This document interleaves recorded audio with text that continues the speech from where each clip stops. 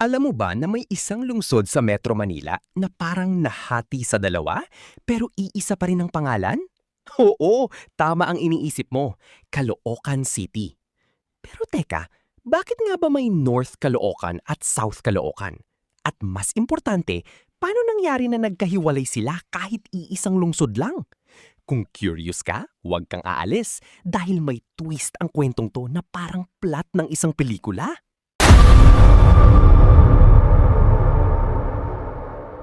Noong unang panahon, hindi pa ganun ka-develop ang Metro Manila, ang Caloocan ay isang malawak at tuloy-tuloy na lugar. Walang north o south, walang hati. Isang buong lungsod lang siya. Pero habang tumatagal, habang dumarami ang tao at habang lumalawak ang syudad, doon nagsimulang magbago ang lahat.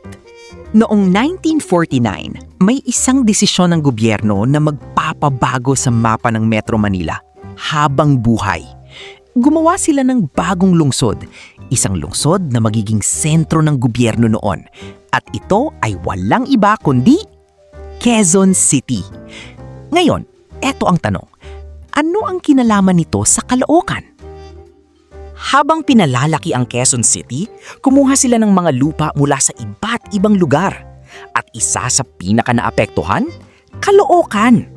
Dahil sa expansion na to, napagitnaan ng Quezon City ang Caloocan. Imagine mo to, parang may isang malaking pader na itinayo sa gitna ng lungsod at bigla kang napunta sa dalawang magkaibang bahagi. Ganon mismo ang nangyari. Dito na ipinanganak ang South Caloocan, North Caloocan. At ang pinaka-weird na part, hindi sila magkadikit. Oo, tama ang narinig mo. Kailangan mo pang dumaan sa ibang lungsod para makapunta mula South papuntang North. Parang may kapitbahay ka, pero kailangan mong umikot ng barangay bago mo siya makita. Simulan muna natin sa South. Ito ang mas kilalang bahagi ng Caloocan. Dito mo makikita ang monumento area, mga malls, busy na kalsada, mas maraming negosyo. Basically, ito yung old school na Caloocan. Mas urban, mas siksikan, at mas mabilis ang galaw ng buhay. Kung taga Metro Manila ka, malamang dito ka mas pamilyar. Ngayon, punta naman tayo sa North. Ibang-iba ang vibe dito. Mas malawak ang area, mas maraming residential communities, mas tahimik kumpara sa South. May mga bahagi na parang probinsya ang feels. Sa totoo lang, mas malaki pa nga ang North Caloocan kaysa South. Pero dahil hiwalay siya, hindi agad halata sa mapa. Ito ang isang bagay na baka hindi mo pa alam. Ang Caloocan ay isa sa iilang lungsod sa mundo na tinatawag na non-contiguous city. Ibig sabihin, hindi magkakadikit ang mga bahagi nito. Parang puzzle na hindi mo makonect agad at hindi ito common. Kaya unique talaga ang Caloocan sa aspeto na to. Ngayon, ikaw naman ang tatanungin ko.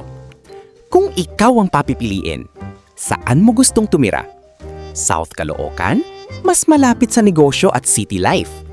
North Caloocan, mas tahimik at mas spacious.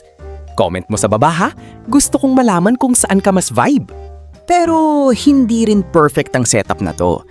Dahil hiwalay ang North at South. May mga challenges din tulad ng mas mahabang travel time, coordination issues sa local government, identity confusion, lalo na sa mga hindi taga rito. Imagine mo na lang, pareho kayong taga Caloocan, pero parang ibang city pa ang pinanggalingan nyo. Good question. Bakit nga ba hindi na lang ayusin ulit? Ang sagot, urban development. Sa dami ng nangyari, mga kalsada, buildings, boundaries, halos imposible nang ibalik sa dati ang layout. Parang sinubukan mong ibalik sa dati ang isang basag na salamin. Pwede mong buuin, pero hindi na siya magiging katulad ng dati. Sa ngayon, patuloy pa rin ang development sa parehong North at South. Mas dumarami ang infrastructure projects, residential areas, business opportunities. At kahit hati sila sa mapa, iisa pa rin ang identity nila bilang Caloocan City. So next time na marinig mo ang North at South Caloocan, alam mo na hindi lang siya simpleng division, kundi resulta ito ng kasaysayan, urban planning at isang malaking pagbabago sa Metro Manila. At eto ang tanong ko bago matapos ang video. May iba ka pa bang alam na lungsod na ganito ka-unique? O baka may kwento ka tungkol sa Caloocan? I-comment mo lang sa baba, baka featured ka sa next video. Kung nag-enjoy ka at may natutunan ka today, like, comment, subscribe.